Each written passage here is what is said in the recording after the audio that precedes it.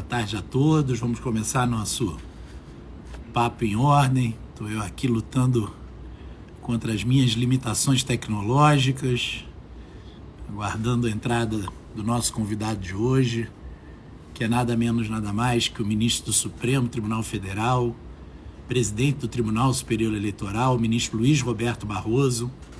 O ministro é um grande amigo da OAB, foi historicamente um advogado com grande passagem pela Ordem dos Advogados e vai conversar conosco aqui principalmente sobre as questões eleitorais, a polêmica do voto eletrônico, a questão da reforma política, que o ministro tem uma posição que eu concordo muito. Pretendo perguntar ao ministro, aguardando aqui a sua entrada.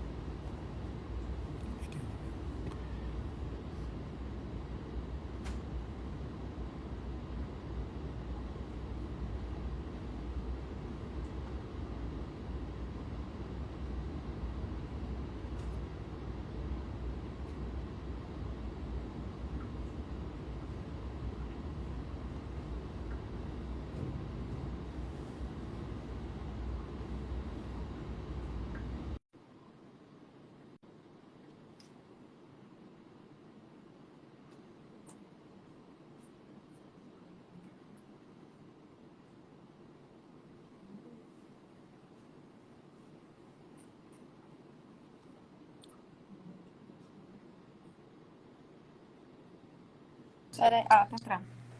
Agora. Presidente. Ministro, que honra! Boa tarde. E aí? Tomei uma surra, Prazer. Você estava falando das suas limitações tecnológicas, eu que devo ter o dobro da sua idade. Apesar de eu reclamar que na foto de convocação eles puseram você muito mais novo que eu, não entendi. E vi como eu não concordo, o senhor está muito melhor do que eu. A vida desse lado do balcão, o Felipe, é mais florida, viu? Ministro, obrigado pela sua presença. Estava contando aqui para os nossos amigos que estavam já entrando na nossa conversa, da minha alegria e ressaltando, não posso deixar de fazer isso logo no início da sessão, a sua história de ligação com a Ordem dos Advogados do Brasil, a sua profunda, enquanto advogado, grande advogado que foi, e agora emprestado pela advocacia a essa missão tão honrosa que é o Supremo, mas eu tenho aqui que dividir com quem nos assiste, que foi uma palestra sua na conferência, na UERJ, que é a sua casa, na Conferência Nacional da Ordem, há muitos e muitos anos, eu acho que era final dos anos 90, que eu despertei muito para o trabalho de ordem, um depoimento seu sobre Raimundo Fauro e sobre toda a luta da OAB. Está ele aqui agora, ministro. Eu coloquei a figura de Raimundo Fauro a ilustrar o nosso gabinete aqui e demonstrar a grandeza da história da Ordem dos Advogados. Então, muito obrigado. Né? O senhor sabe da minha admiração, da minha amizade, e eu queria conversar da nossa forma, muito até carioca, né? Muito leve aqui para os amigos que nos honram, mas falar um pouco até de questões que são do seu pensamento e do seu posicionamento. Mas eu não tenho como começar, ministro, sem ser perguntando por essa polêmica que, para mim, é um tanto exótica, porque eu vivi ali na virada dos anos 90 as fraudes nas eleições, as questões dos borderôs, a eleição do Rio de Janeiro de 94, que teve que ser cancelada, teve que ser anulada, tamanha era a fraude. E agora nós voltamos a 25 anos depois ter a discussão sobre as urnas eletrônicas no Brasil. Queria lhe ouvir inicialmente sobre isso, ministro. Boa tarde, presidente Felipe Santa Cruz. Prazer e uma honra estar aqui com você pessoalmente e participando de uma live que envolva o Conselho Federal da OAB. Como você bem observou, a minha vida inteira eu tive ligado à OAB. Não sei se você sabe, mas na época do movimento estudantil, eu mais de uma vez bati as portas da OAB, fiquei amigo do Raimundo Fauro, que nos ajudava quando colegas eram intimados a depor. Depois eu fui estagiário e advogado com o Seabra Fagundes, fui estagiário dele. Eu era estagiário dele quando estourou a bomba na OAB, em 1980, um momento dramático da vida brasileira, em que os porões da ditadura ainda reagiam à abertura política. E fui também assessor da OAB, Felipe, do Rio, quando o presidente foi meu saudoso amigo Hélio Saboia. E eu só registrei isso porque, por indicação do Hélio Saboia, eu acompanhei o chamado inquérito da Proconsult, que era uma alegação de fraude que teria havido nas eleições de 1982. Voto em cédula, eu preciso lhe dizer.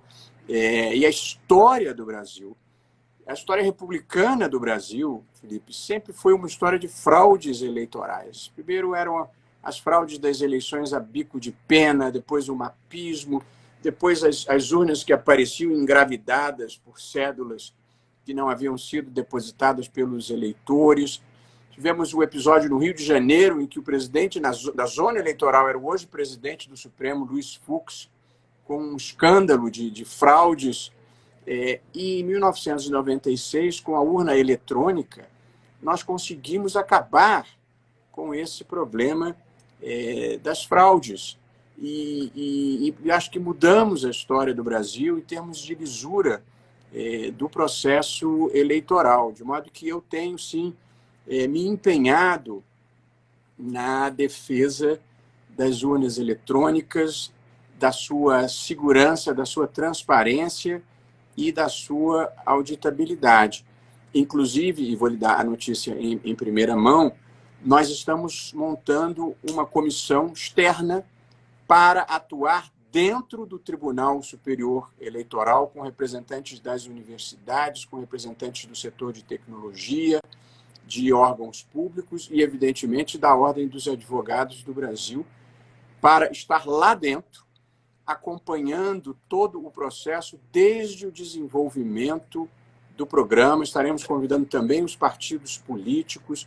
Nós não temos nada a esconder, pelo contrário, nós precisamos dar toda a transparência possível ao processo.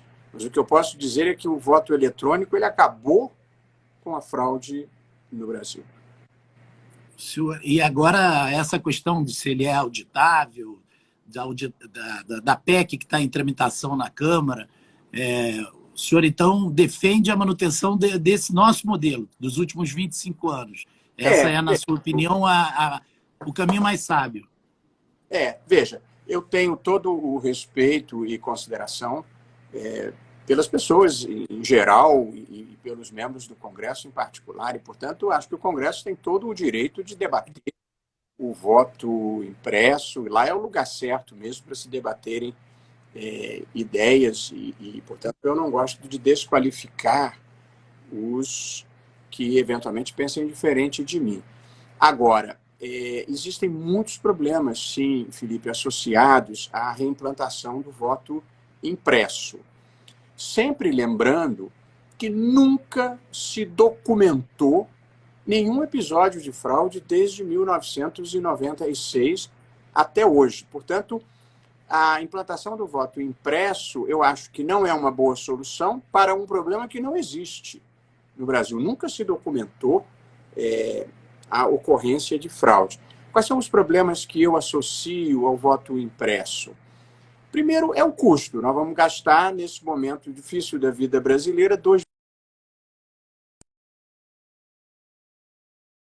provavelmente a toque de caixa, para comprar 500 mil máquinas impressoras. Então, o custo é um primeiro problema. O segundo problema é o perigo de violação do sigilo. Foi essa uma das razões pelas quais o Supremo declarou a inconstitucionalidade da previsão anterior.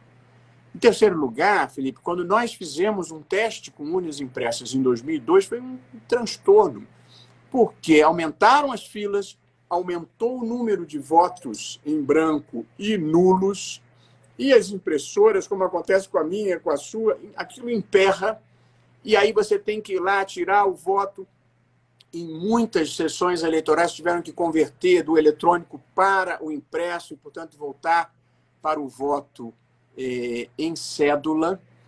E duas coisas me preocupam além disso, Felipe, que são: a primeira é o risco de judicialização. Você comanda mais de 1 milhão de advogados no Brasil. Advogados hábeis e que fazem tudo para bem representar os seus clientes. Portanto, se nós tivermos o voto impresso, mesmo na modalidade em que ele não seja manuseado no momento do voto, o que vai acontecer é que uma grande quantidade de candidatos derrotados vai pedir a recontagem dos votos. E aí a recontagem tem que ser manual. E aí vão contratar os melhores advogados eleitoralistas do país para acharem um problema, para acharem uma incoerência, uma inconsistência, uma incongruência e postular uma nulidade, uma suspensão de posse, a realização de nova eleição naquele segmento.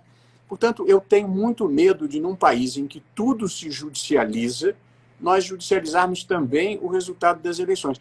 Na eleição passada, que eu presidi, nós tivemos mais de 400 mil candidatos. E você imagina se uma pequena fração desses candidatos resolver pedir recontagem e judicializar alguma questão. E, por fim, hoje em dia, ao final da eleição, você imprime o boletim de urna e acabou a eleição. Agora, se nós tivermos voto impresso, nós vamos ter que cuidar da guarda de 113 bilhões de votos. E você imagina a preocupação, e aí vão sumir votos impressos, aí vai ter impugnação daquela urna, daquela sessão. Portanto, a gente vai ter problema de judicialização, problema da guarda. Se tivesse ocorrido já algum problema, disse, não, nós estamos procurando uma solução para um problema.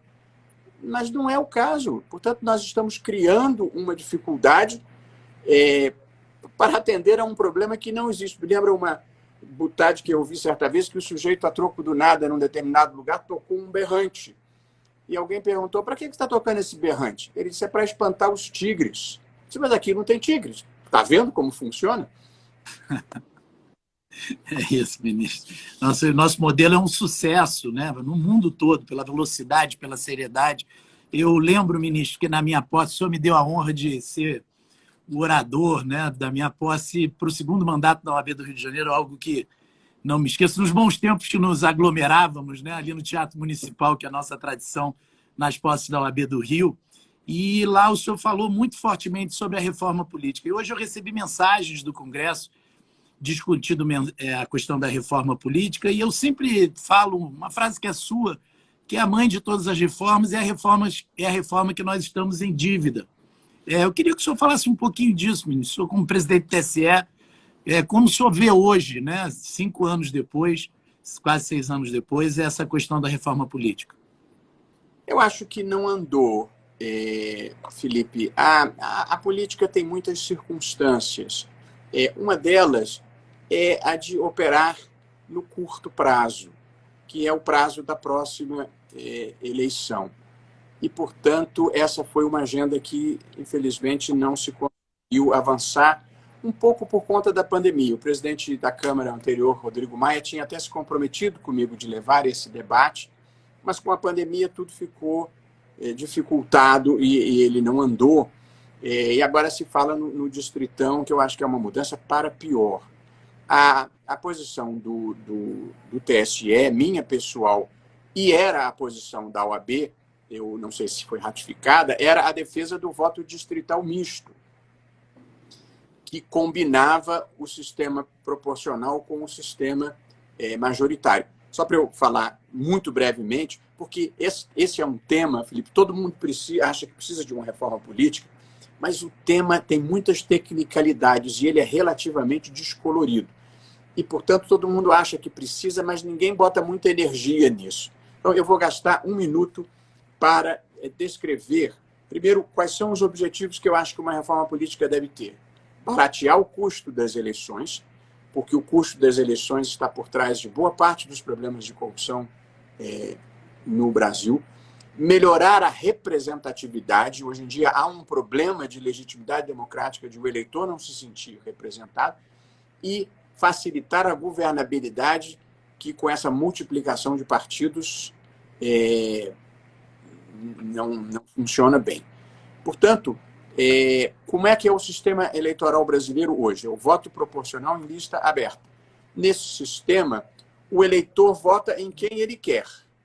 Essa é a parte boa. A parte ruim é que ele elege quem ele não sabe, porque, no fundo, ele vota no seu candidato, mas o voto vai para o partido. E entram os mais votados daquele partido. Se o partido tiver 5 vagas, entram os 5 mais votados. Se tiver 10 vagas, entram os 10 mais votados. Só que nas últimas eleições, Felipe, só 5% dos deputados federais se elegeram com votação própria. Portanto, 95% se elegeram com votos que foram dados a outras pessoas, a outros candidatos. De modo que, no final do dia, o eleitor não sabe quem o representa e o candidato não sabe por quem que ele foi colocado lá. Portanto, o sistema, além de ser muito caro, porque todo mundo faz campanha em todo o Estado, ele é uma baixa representatividade. Por isso que eu defendo, em 2010, fiz um grande evento na OAB, ainda na gestão do Ofir Cavalcante, nós fizemos um grande evento para discutir a reforma política e a posição da OAB era de defesa do sistema distrital misto. Como é que funciona? Agora eu vou explicar só em 2 parágrafos para acabar. No sistema distrital misto, a Câmara dos Deputados metade dos seus membros são eleitos pelo voto no distrito e a outra metade pelo voto no partido. Então, o eleitor tem 2 votos, um no distrito e outro no partido. Como é que funciona o voto no distrito? São Paulo, por exemplo, que tem 35 milhões de eleitores, arredondando, e 70 deputados federais. Desses 70, 35 seriam eleitos pelo voto distrital. Então, você divide o Estado em 35 distritos de 1 milhão de eleitores. De modo que o candidato, em vez de fazer campanha em todo o Estado, ele faz campanha só para o distrito com 1 milhão de eleitores. Cada partido lança o seu candidato no distrito. Isso barateia o custo e passa a identificar o candidato com o seu distrito. O distrito sabe quem o representa no Congresso. E o segundo voto é o voto no partido. E, portanto, o partido forma a sua lista. Aí, na ordem, nós concebemos, naquela ocasião, como há um certo preconceito contra a lista fechada, você permitir que o eleitor, se não quiser seguir a lista, ele vote em quem ele quiser do partido, e se esse candidato obtiver o quociente eleitoral, ele entra. Se ele tiver votação própria, ele fura a lista. Portanto, você tem o voto ideológico no partido e o voto da proximidade da representação no distrito. Enquanto você barateia, aumenta a representatividade. E um último ponto, que eu acho que no voto em lista, o partido pode ter o seu jurista, gente que normalmente não participaria de um processo eleitoral, mas o partido vai dizer, o meu economista é fulano de tal. E aí ele entra na lista, e o meu jurista ou o meu líder sindical, e com isso você requalifica o debate no Congresso Nacional, levando, além dos políticos tradicionais, que são indispensáveis, também intelectuais relevantes que possam participar do debate público. De modo que eu sou um entusiasta desse modelo, mas nesse momento eu não vejo perspectiva muito grande de ele andar. Ministro, eu tenho uma pergunta aqui, que é um tema que é muito caro à OAB. Eu tive a oportunidade diversas vezes acompanhar decisões importantes do Supremo na defesa da liberdade de expressão, da liberdade de imprensa. Reputo eu decisões que são históricas dos últimos anos e muito importantes para a defesa do Estado Democrático de Direito. Mas há um tema que, inclusive, eu, pessoalmente, nós todos vivemos no dia a dia como um drama, que é o tema das fake news e a sua importância, em especial, no processo eleitoral. Na última eleição, a ministra Rosa Weber já também se dedicou um pouco ao tema e debateu-se o tema.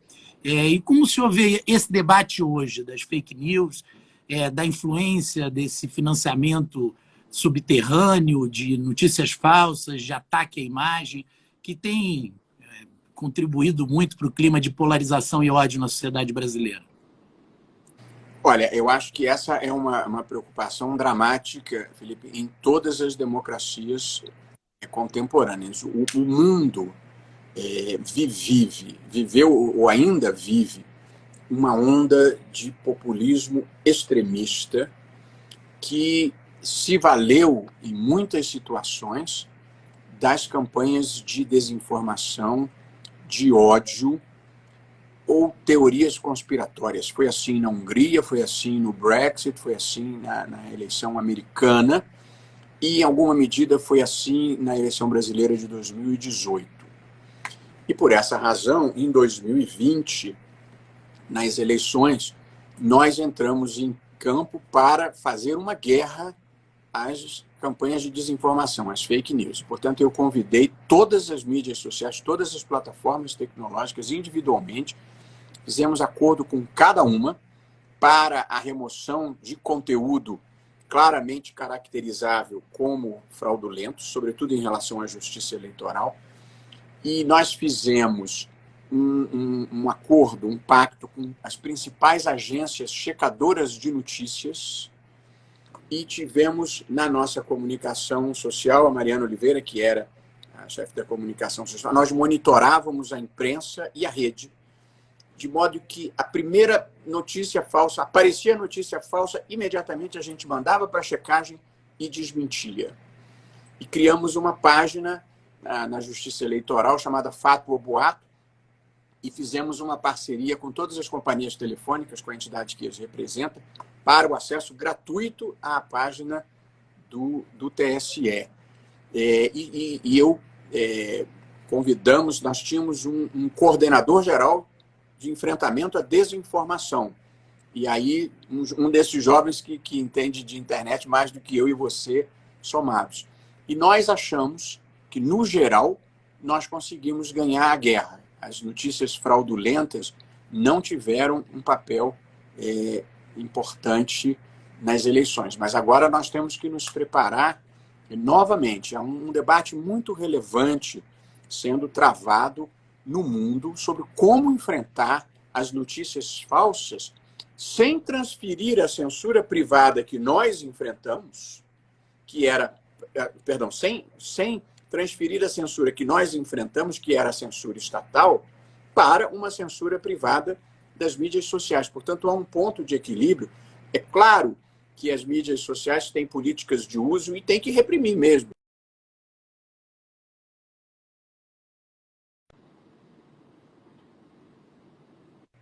Ninguém deseja substituir a censura oficial por uma censura das grandes empresas. Portanto, o mundo inteiro está em busca de um ponto de equilíbrio nessa matéria.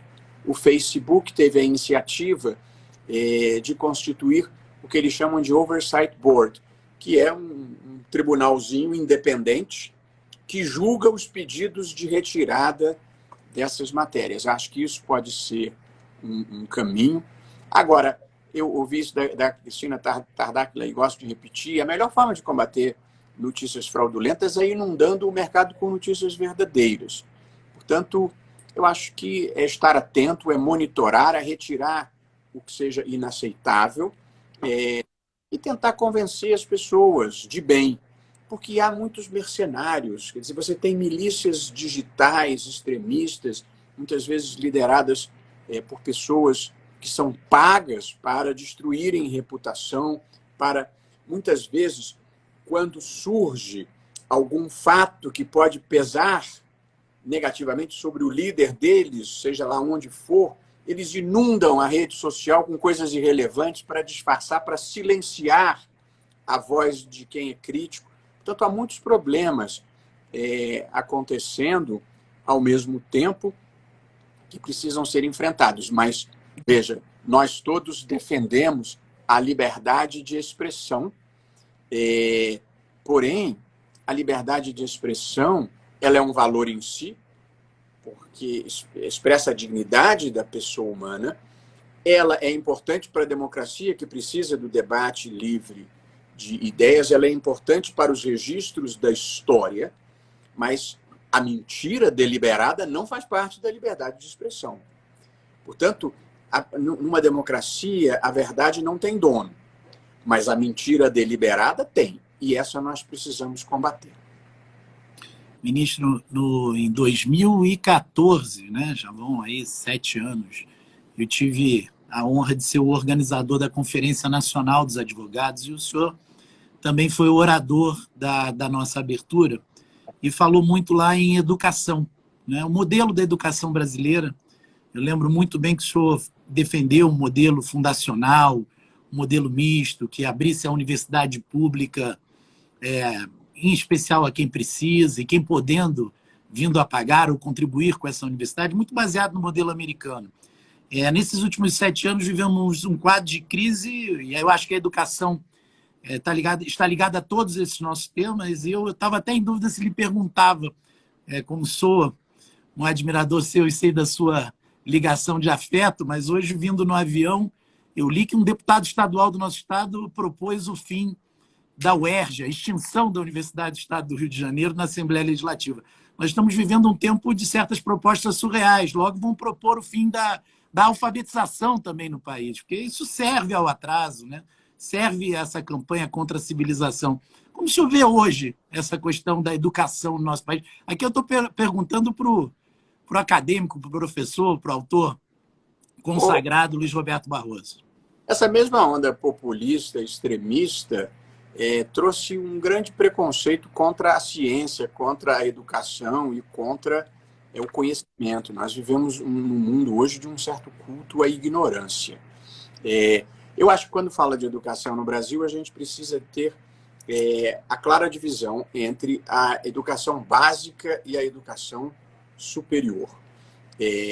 Na educação básica está o segredo do sucesso de um país. E parte das causas do nosso atraso se devem à circunstância de que nós só universalizamos a educação básica no Brasil 100 anos depois dos Estados Unidos. E eu considero que este, isoladamente, é o principal fator que nos atrasou na história.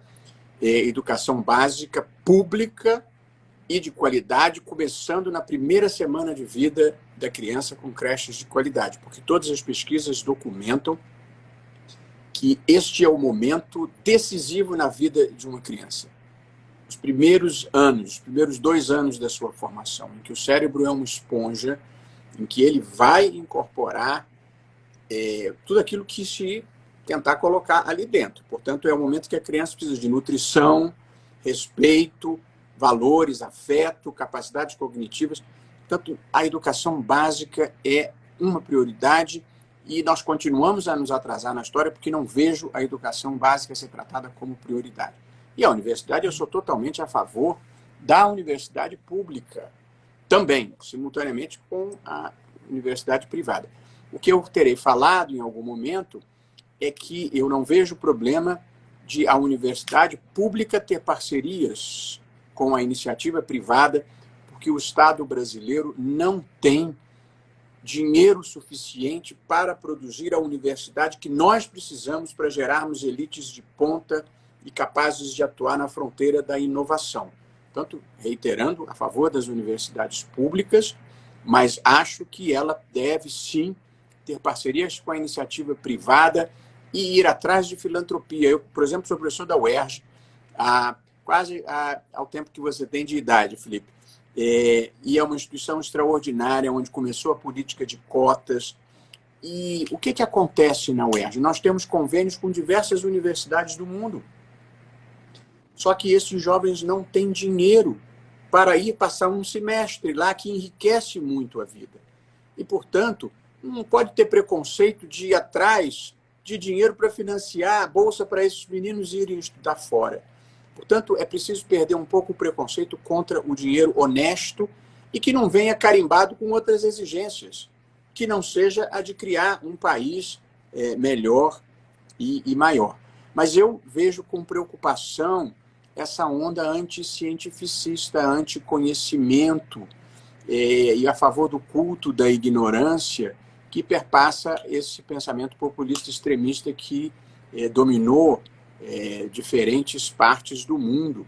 E acho que o mundo está precisando de um novo choque de iluminismo, porque aconteceu alguma coisa que liberou diversos demônios, os misóginos, os homofóbicos, os racistas, os supremacistas, os fascistas. O mundo parece que viveu um retrocesso. E acho que nós temos que manter acesa a chama do conhecimento e, sobretudo, do respeito pelo outro. Uma causa, Felipe, que precise de mentira, de ódio e de desinformação não pode ser uma causa boa. A democracia tem espaço para liberais, para progressistas e para conservadores. Só não tem lugar para a intolerância, para a agressividade, para a inaceitação do outro. Portanto, eu tenho batalhado para que o espaço público seja conquistado pelas pessoas que troquem argumentos e não por pessoas que se ofendam ou que procurem desqualificar o outro. Eu estou na vida pública nos últimos anos, deixei a minha advocacia e eram tempos muito bons da minha vida, e você fica sujeito a todo tipo de crítica. Isso faz parte da democracia, não tem problema. Porém, o ódio, as ameaças, as agressões, os ataques às instituições, isso nós precisamos derrotar com um choque também de civilidade.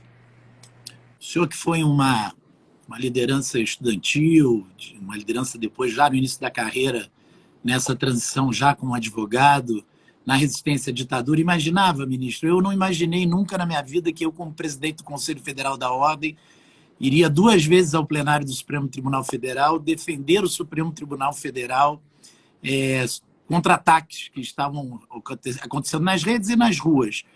Como o senhor vê esses ataques organizados ou não às instituições, em especial ao Supremo?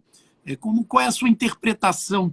Né? Porque tem essa esfera do ataque, mas também entender que há, em muitos momentos, uma vontade orquestrada de romper a resistência institucional.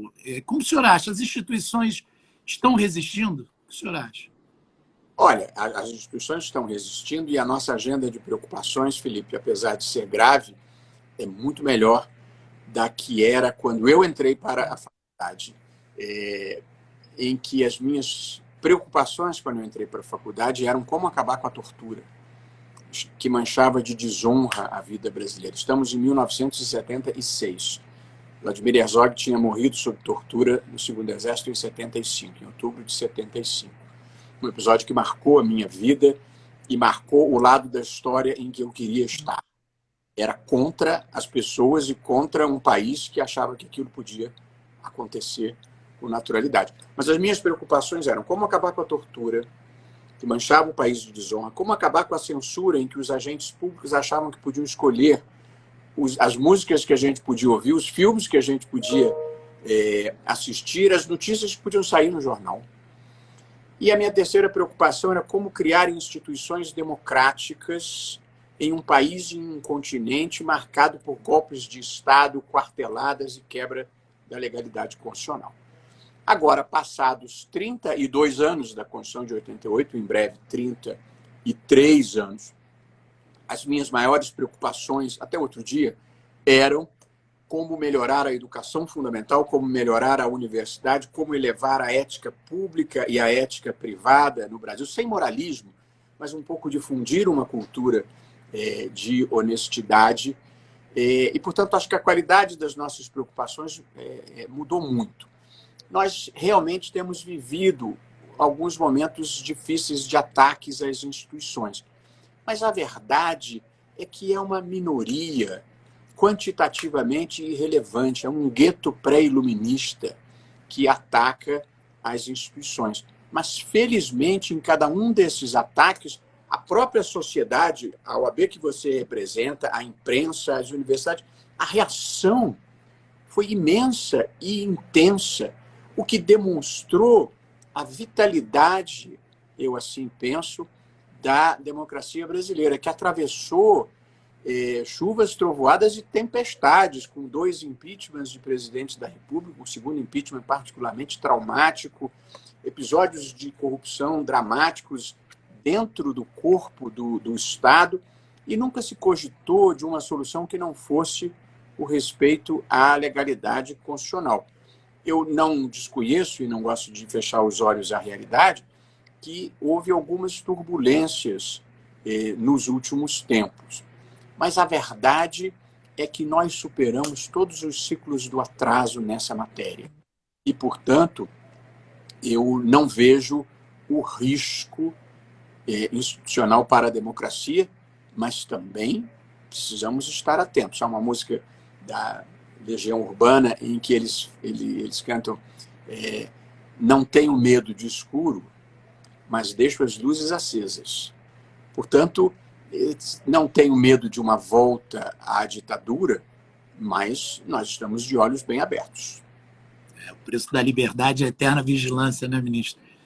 Deixa eu, aqui na Ordem dos Advogados, se nada tivéssemos feito nesse período tão difícil, eu digo, ministro, que eu acho que só os presidentes da Ordem na ditadura tiveram uma tarefa mais dura do que a minha. Né? Hoje eu recebi aqui um certificado do Guinness, porque, aliás, lhe agradeço a participação. Nós realizamos online, né? Já que não foi possível fazer uma conferência, o maior encontro jurídico do mundo, superando.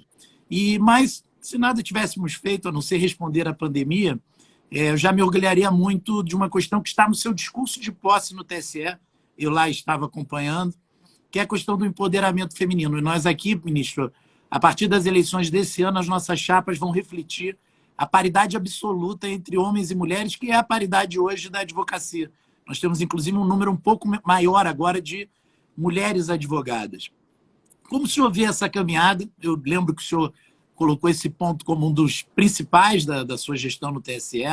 E como o senhor vê essa luta nossa contra o machismo, contra o racismo, essas chagas que definem a sociedade brasileira?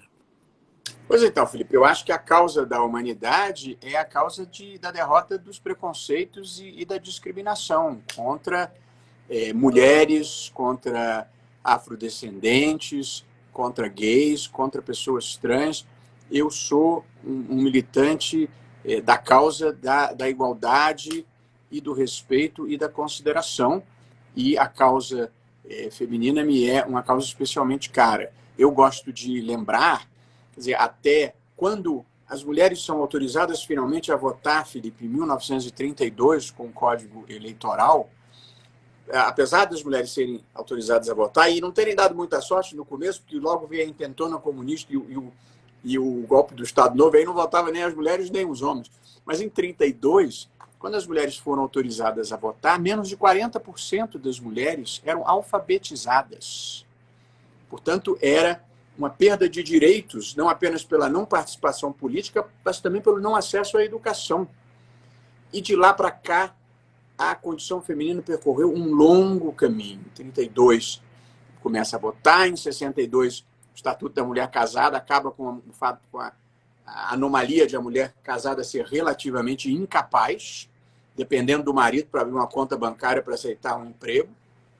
E depois, ao longo dos anos 60 e, sobretudo, 70, você tem a fase de conquista de liberdade sexual com a pílula anticoncepcional e acabar com um preconceito em que o homem podia tudo e a mulher não podia nada. Depois, na Constituição de 88, você tem o fim do homem como chefe da sociedade conjugal e, portanto, a equiparação dos cônjuges no casamento e a união estável, que é um respeito à mulher que vive conjugalmente, mas não é efetivamente casada, que era altamente discriminada. E nós temos, hoje em dia, um amplo acesso ao mercado de trabalho, no setor público, a carreiras jurídicas, hoje em dia, com predominância de mulheres. Ainda há discriminação salarial em relação às mulheres no mercado de trabalho, é uma luta inacabada. Há uma luta inacabada contra a violência sexual, contra a violência doméstica, mas é impossível negar a ascensão da condição feminina ao longo das últimas décadas e ao longo da minha vida adulta. Poucas transformações foram tão visíveis e positivas como essa. E agora falta às mulheres ocupar o espaço que lhes cabe na vida pública. No Congresso Nacional, só há 15% de mulheres parlamentares. Portanto, nós fizemos no TSE, um ano passado, logo depois da minha posse, uma campanha conduzida pela atriz Camila Pitanga, graciosamente emprestou a sua graça, o seu talento, o seu carisma, para a atração de mulheres para a política, não para as eleições municipais, que não dava mais tempo, mas nós estamos esperando para as próximas eleições um aumento nas candidaturas femininas, asseguramos o direito ao financiamento. E esse ano, também com a Camila, nós já está em produção uma campanha contra a violência de gênero, que infelizmente tem marcado a vida brasileira, tanto violência moral quanto violência física. A nossa cultura, Felipe, como você bem observou, ainda é muito machista.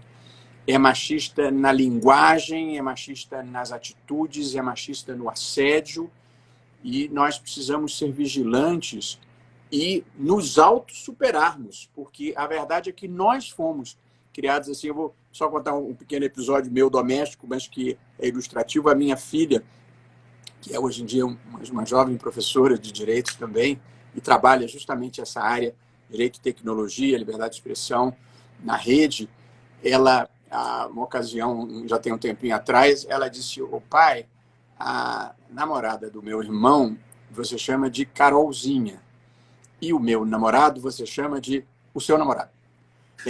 Apenas para demonstrar que, às vezes, nos detalhes, nós ainda temos uma cultura machista. Portanto, é um processo de autorreeducação também, mas pelo qual nós precisamos passar para evoluirmos como sociedade.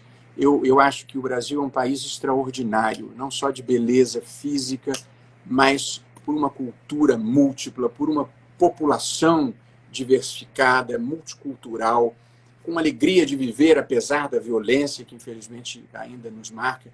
Portanto, se nós conseguirmos algumas elevações éticas e espirituais, eu acho que nós somos uma alternativa civilizatória para o mundo, um país multicultural, multirracial, com alegria de viver, e pessoas que se tratem com respeito e consideração. Eu dedico a minha vida a esse projeto e me alimento dessa crença. Sabemos disso, ministro. Deixa eu lhe perguntar um pouco também, esse novo mundo. Eu, com todas as minhas limitações tecnológicas, sou uma pessoa que tem dificuldade com o controle remoto da televisão, estou aqui me adaptando a essa nova realidade, o senhor e todos nós. Como o senhor enxerga que será o cotidiano do judiciário pós-pandemia? Né? O Tribunal de Justiça de São Paulo, por exemplo, anunciou que vai trabalhar em dias alternados. No nosso Rio de Janeiro, que nós dois amamos tanto, já há uma expansão dos escritórios de advocacia para outras áreas que não o centro da cidade, que historicamente concentrou a advocacia e o judiciário. O senhor tem algum tipo de insight, algum tipo de antever alguma mudança? Ou seja, parece que esse modelo veio para ficar. Como nós vamos nos adaptar? O senhor já fez essa reflexão? Felipe, a minha bola de cristal, ela anda embaçada desde o início dos tempos. Eu estava no movimento estudantil em 1978, talvez eu era editor do jornal universitário na UERJ, e eu escrevi um artigo chamado Socialismo e Liberdade, em que eu dizia assim: o mundo caminha inexoravelmente para o socialismo. De lá para cá, caiu o muro de Berlim, desfez-se a União Soviética, abriram todas as economias da Europa Oriental, e até a China pratica capitalismo selvagem. De modo que eu, nessa primeira e frustrada incursão sobre o mundo da vidência, eu me considero um melhor comentarista de videotape. Depois que acontece, eu vou lá e explico. Mas eu tenho dificuldades de acertar previsões para o futuro. Eu geralmente acerto as previsões para o passado. Eu acho que algum grau de transformação veio para ficar. O advogado não vai mais ter que pegar a ponte aérea do Rio para São Paulo para fazer uma reunião de meia hora. Essa, possivelmente, ele vai poder fazer por videoconferência. Os professores, se for o meu exemplo, eu quero voltar para a sala de aula. Eu gosto de estar dentro da sala de aula, de andar dentro da sala de aula e ver os meus alunos. Portanto, eu não pretenderia mudar. Mas, por exemplo, eu sou professor no Rio, moro em Brasília. Toda quinta-noite, depois da sessão, vou para o Rio. Às vezes eu não consigo ir atrás à sessão, tenho compromisso sexta, eu posso eventualmente dar uma aula por videoconferência. Eu acho que criou-se uma alternativa. Mas as sessões do Supremo, por exemplo, e dos tribunais em geral, eu acho que devem ser presenciais. Isso faz muita falta. Agora, as audiências com os advogados, também acho que muitas podem ser por videoconferência, para não obrigar o advogado a gastar o dinheiro da passagem de vir até Brasília ou de ir até algum lugar. Portanto, eu acho que vai haver uma acomodação entre tradição e modernidades. E a gente também não consegue parar a história com as mãos, quer dizer, como tentar parar vento. Eu não sei se você já se deu conta, nós hoje temos um vocabulário completamente diferente, que incorporou termos que até anteontem a gente não conhecia, não existiam, e sem os quais a gente já não saberia viver. Fiz uma listinha aqui, olha, Google. Atenção, jovens, já foi possível viver sem dar um Google. O WhatsApp já foi possível viver sem o WhatsApp. Uber, Dropbox, Skype, Facebook, Twitter, Instagram, Waze, eu vivia perdido, agora já consigo mexer até em Brasília com esses nomes escritos de rua. Spotify, Amazon, Netflix. Portanto, há um admirável mundo novo em que nós vivemos da tecnologia da informação, da biotecnologia, da impressão em 3D, da nanotecnologia, está chegando a computação quântica em altíssima velocidade, carros autônomos. Eu acho que a gente tem que estar sintonizado com o nosso tempo.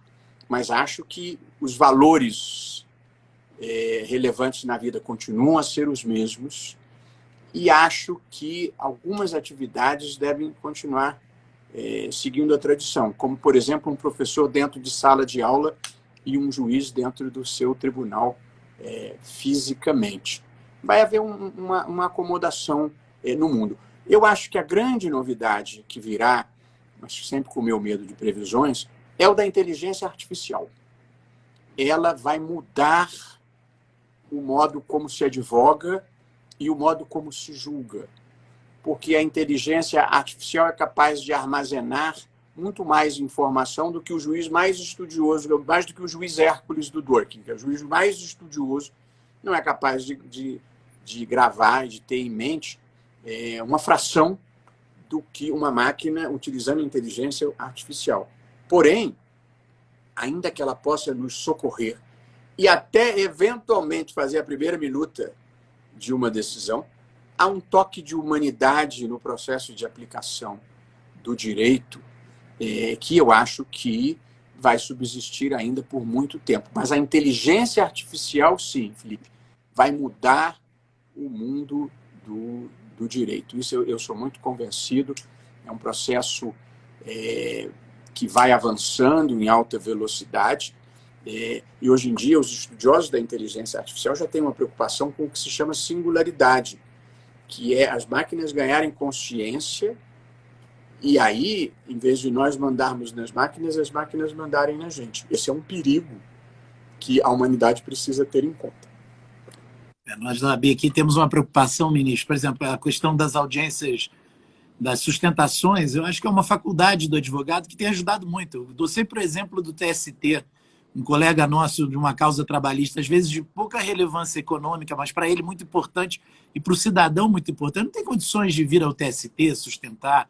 Online ele consegue sustentar. Agora, nessa mesma Justiça do Trabalho, eu ainda penso que é insubstituível o contato do juiz, na Justiça Civil, em todos os ramos, do juiz numa audiência de instrução, por exemplo, aquela compreensão que o juiz tem do que está acontecendo, uma percepção que é quase subjetiva, é epidérmica.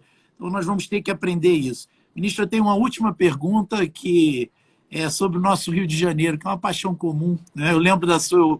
Eu tive a honra de acompanhar a sua sabatina. O senhor falou do Rio, da sua origem no interior do nosso estado, na região linda do nosso estado.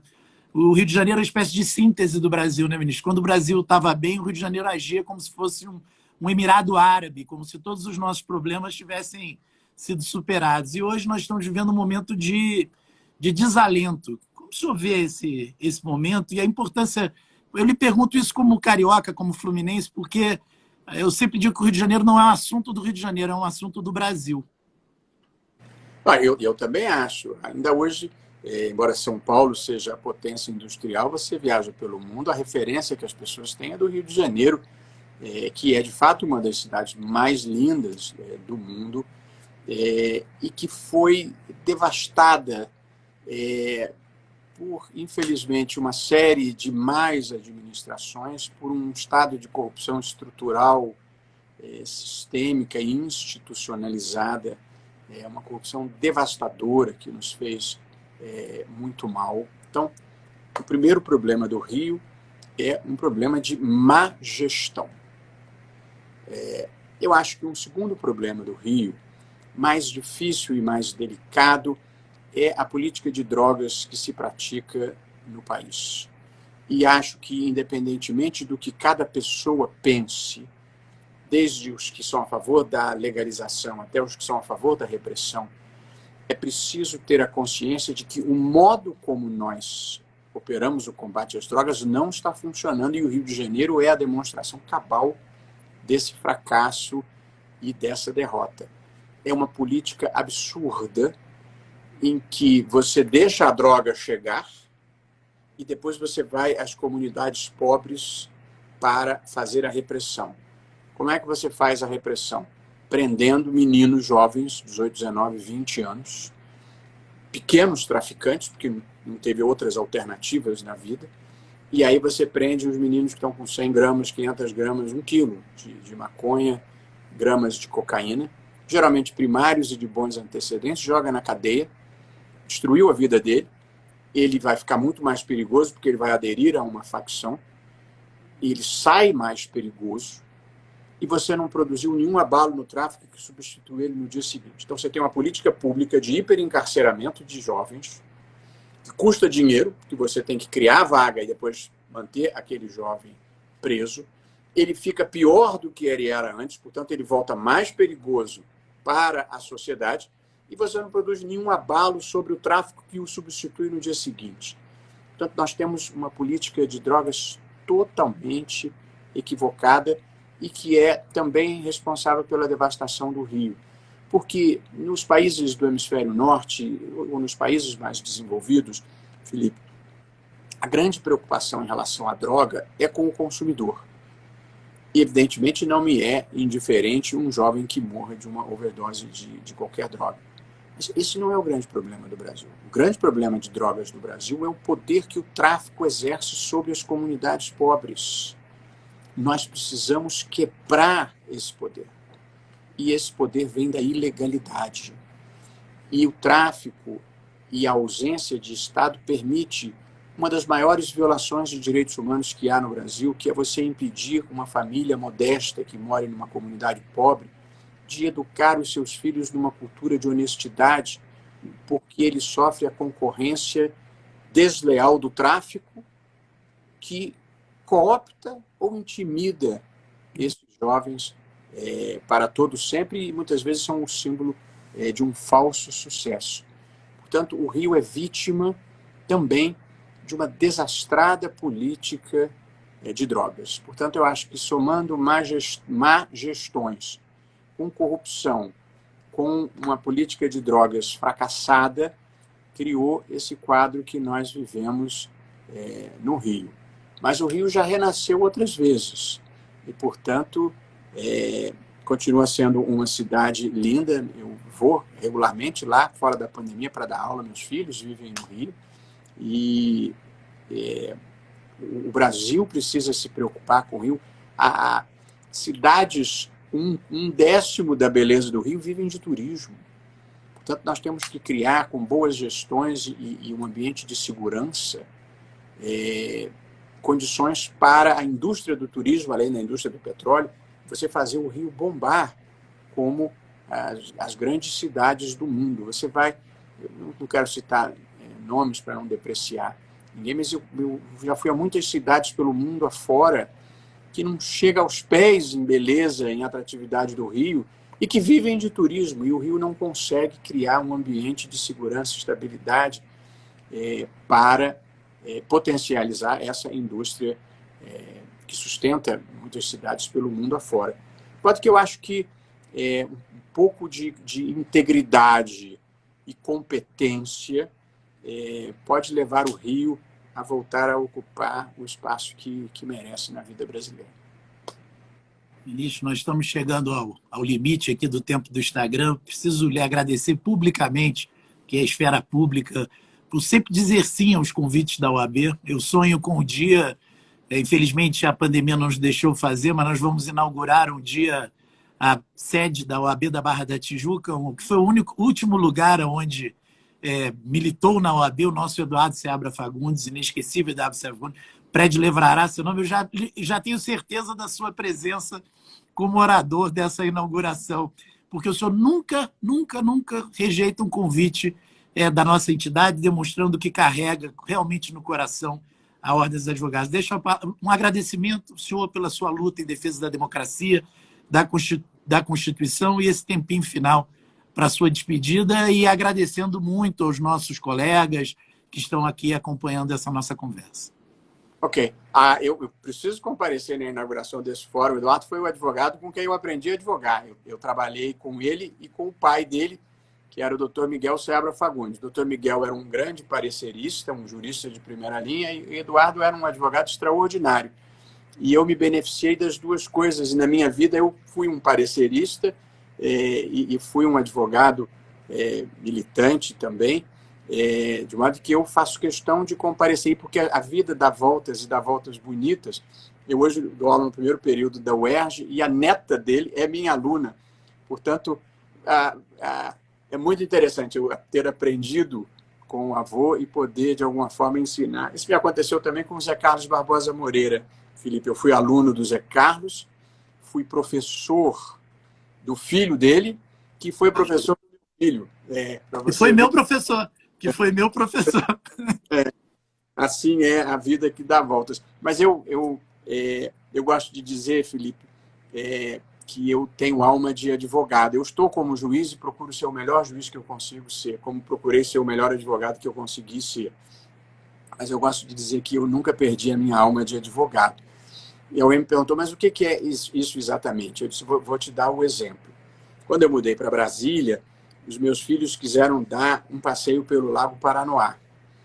E minha mulher pipocou do programa, mas fez um isopor, botou lá umas Coca-Cola, Guaraná, umas cervejas, e fui eu, não ao mar, mas ao lago, com as crianças, e apoiei as minhas pernas no isopor, e o isopor era de má qualidade e ruiu. Ficou todo quebrado, assim, estilhaços de isopor. E aí eu voltei para minha casa, sobraçando aqueles cacos de isopor, e falei para minha mulher, pisaram no isopor, olha como ele ficou. Só que algumas mulheres, pelo menos, têm alma de Ministério Público. Imediatamente ela me perguntou, quem pisou?